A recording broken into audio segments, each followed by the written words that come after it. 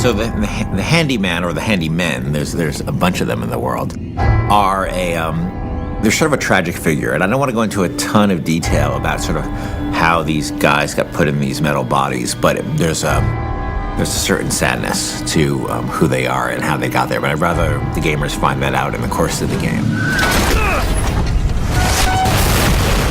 The term handyman comes from his giant porcelain hands that we created, and if you look at toys of that era, they do a lot of work on trying to make the porcelain dolls feel realistic with the way that they paint the hands and the faces, but they're not quite there. It's almost like the original incarnation of Uncanny Valley. And we went back and forth at a lot of different designs. One with, you can see, like exposed organs, but it was just too on-the-nose video game, with clothes, without clothes, with this head, with that head, until the one that we finally settled on, which is, the exposed heart and the torn clothes and, the bald sort of cut-up face.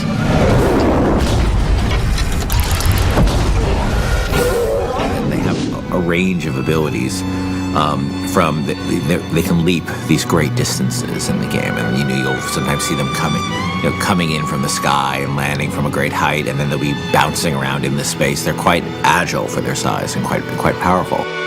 I think their coolest ability, though, is they can pick up AIs, like friends or foes, and they can toss them at people. And so I think that everybody around them finds them quite terrifying, including sometimes your enemies, because they just become tools of the handyman to get at Booker.